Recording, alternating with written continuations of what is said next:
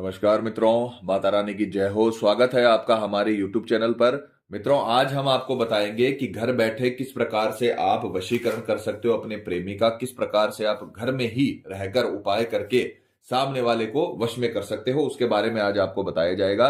तो चलिए शुरू करते हैं। पर ध्यान रहे, मांस मदिरा का सेवन करके आपको विधि नहीं करनी है, और अगर आप विधि करने में असमर्थ हैं और वशीकरण आश्रम से करवाना चाहते हैं तो हमें बेझिझक संपर्क करें, आपकी पूरी सहायता की जाएगी। हमारे संपर्क सूत्र आपकी स्क्रीन पर चल रहे हैं। मित्रों, आज की जो हम आपको विधि बताने जा रहे हैं वो बहुत ताकतवर वशीकरण विधि है। जीवन में आपको इस विधि के अलावा कुछ नहीं करना पड़ेगा। गारंटी है हमारी वशीकरण होकर रहेगा। ये विधि आज तक फेल नहीं हुई है। किसी भी तांत्रिक या तंत्र मंत्र की आपको जरूरत नहीं पड़ेगी। आपका प्यार आपका गुलाम हो जाएगा, आपका प्यार आपका जीवन साथी बन जाएगा। जिस प्रकार से आप तड़पते हैं अपने प्यार के लिए, उसी प्रकार से वो भी आपके लिए तड़पने लगेगा और जीवन भर के लिए आपका बन के रहेगा। जैसे रोते हैं आप उसके वियोग में, उसके जो दूरी होने से आपको जो रोना आता है, उसी प्रकार से वो भी आपसे दूर होने से रोने लगेगा और जीवन भर के लिए आपका बन के रहेगा। इतना ताकतवर वशीकरण है। बस जैसे हमने बता रखा है वैसे आपको करना है, इसका पूरी तरीके से आपको सफलता मिलेगी। मित्रों, अगर विधि के समय की बात करें तो किसी भी मंगलवार, गुरुवार, शनिवार, दोबारा सुनिए, किसी भी मंगलवार, गुरुवार, शनिवार, रविवार रात्रि 12 बजे से 3 के बीच आपको स्नान आदि से निवृत्त होकर, नहा धोकर, शुद्ध तन मन के साथ, पूरे विश्वास और श्रद्धा के साथ पूर्व दिशा की ओर मुख करके आपको यह विधि शुरू करनी है। इसका जो समय रहेगा वो किसी भी मंगलवार, गुरुवार, शनिवार, रविवार रात्रि 12 से 3 के बीच में रहेगा। ये जो 4 बार हमने आपको बताए हैं, इन्हीं की रात्रि 12 से 3 के बीच में आपको ये विधि करनी है, ध्यान रखना। सामग्री की अगर बात करें तो जिस प्रकार से आप स्क्रीन पर देख पा रहे हो, आपको एक अपना रुमाल लेना है।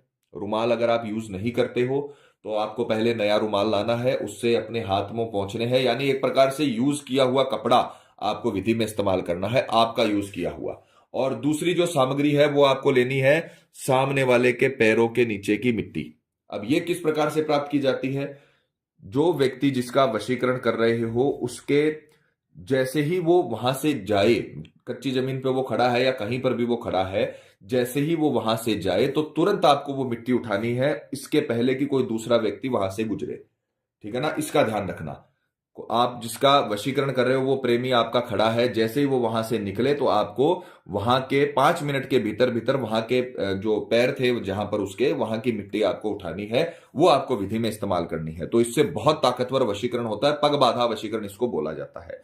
तो 5 मिनट के भीतर भीतर आपको वो मिट्टी उठानी है, या फिर किसी और के जाने के पहले, किसी के और के रवाना होने के पहले वहां से वो मिट्टी आपको उठानी है। ये आपको सामग्री सामने वाले की लेनी है। फोटो आपको खुद का लेना है। फोटो 3 साल से पुराना नहीं होना चाहिए, साइड फेस का फोटो नहीं होना चाहिए। अच्छा सा आप अपना फोटो निकालकर विधि में इस्तेमाल करिए, और सामने देखता हुआ फोटो आपको लेना है। ये फोटो भी आपका ही होगा। सामने वाले की सिर्फ एक सामग्री होगी, वो होगी उसके पैरों के नीचे की मिट्टी। पग बाधा वशीकरण बहुत ताकतवर वशीकरण होता है और उसका रिजल्ट आपको बहुत ही तीव्र गति से देखने को मिलता है। तो ये 3 प्रकार की सामग्री लेनी है। समय आपको बताया हुआ है, किसी भी मंगलवार, गुरुवार, शनिवार, रविवार रात्रि 12 से 3 के बीच ये 3 प्रकार की सामग्री लेकर आपको खुद भी कपड़े पर बैठना है या आसन पर बैठना है। सामग्री को भी कपड़े पर रखना है, क्योंकि तंत्र विद्या का काम कभी भी जमीन पर नहीं होता है।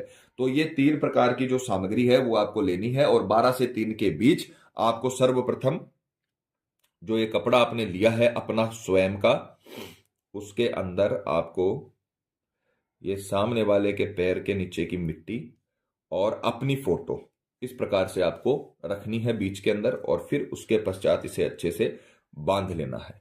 प्रैक्टिकल करके इसीलिए दिखाते हैं ताकि आपसे कोई गड़बड़ ना हो। तो जैसे हमने दिखाया है वैसे ही आपको करना है। अपनी तरफ से कोई भी चीज घटानी या बढ़ानी नहीं है। अपनी फोटो और सामने वाले के पैर के नीचे की मिट्टी आपको इसके अंदर डालकर अपने रुमाल के अंदर इसमें एक ही गांठ लगानी है। ध्यान रखना, केवल और केवल एक गांठ लगानी है, और गांठ लगाते समय आपको किसी का भी नाम नहीं लेना है, इसका ध्यान रखना। अब ये तत्का तैयार हो गया है, ये सामग्री तैयार कर ली है। अब हम इसे अभिमंत्रित करेंगे, क्योंकि तंत्र विद्या में जब तक मंत्र नहीं बोले जाते हैं तब तक उस वस्तु का कोई मोल नहीं होता। अभी इस वस्तु का कोई मोल नहीं है, क्योंकि आपने इसे अभिमंत्रित नहीं किया। जब तक आप इसे अभिमंत्रित नहीं करोगे तब तक उससे वो रश्मियां नहीं निकलेंगी। रश्मियां नहीं निकलेंगी तो वशीकरण नहीं होगा।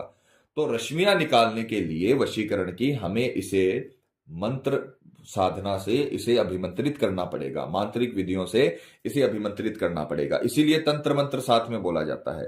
तंत्र के ताले को खोलने के लिए मंत्र की चाबी लगानी पड़ती है। आप ऐसा समझ लीजिए, वशीकरण का अगर आप ताला खोलना चाहते हो तो आपको मंत्र बोलना पड़ेगा। अब मंत्र साधना में क्या होता है कि मंत्र का उच्चारण एकदम सही होना चाहिए।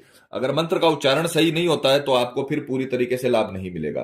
तो जो हम मंत्र बता रहे हैं उसे अच्छे से पहले याद करें, अच्छे से रटे, क्योंकि संस्कृत के मंत्र होते हैं। अब संस्कृत लोगों को पहले ही नहीं आती है तो वो मंत्र तो बहुत ज्यादा कठिन हो जाता है उनके लिए। तो आपको अच्छे से इसे याद करना है, अच्छे से रटना है, अच्छे से इसे अपने जीभ पर बिठाना है, क्योंकि संस्कृत बोलने में भी कठिन होती है। तो अच्छे से आपको इसका अभ्यास करना है, फिर आपको विधि में इस्तेमाल करना है। मंत्र सुनिए।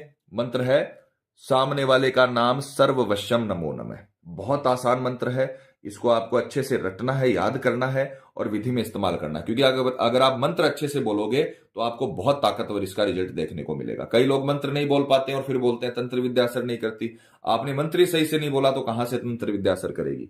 तो आपको मंत्र बोलना है, सामने वाले का नाम सर्ववश्यम नमो नमः, सामने वाले का नाम सर्ववश्यम नमो नमः, सामने वाले का नाम सर्ववश्यम नमो नमः। तो मान लीजिए यहां पर कोई लड़का है, वो अपनी पत्नी का वशीकरण कर रहा है, उसकी पत्नी का नाम है प्रिया। तो वो इसे सीधे हाथ में लेगा, समय वही रहेगा, किसी भी मंगलवार, गुरुवार, शनिवार, रविवार रात्रि 12 से 3 के बीच में आपको यह तत्का तैयार करना है। इसे सीधे हाथ में इस प्रकार से रखना है, मुट्ठी बंद नहीं करनी है, इस प्रकार से रखना है और मंत्र बोलना है। यहां पर मान लीजिए वो अपनी पत्नी प्रिया का वशीकरण कर रहा है तो वो बोलेगा, प्रिया सर्ववश्यम नमो नमः। यहां पर आपको प्रिया के स्थान पे अपने प्रेमिका, पति का, पत्नी का, प्रेमिका का नाम लेना है जिसका वशीकरण कर रहे हो।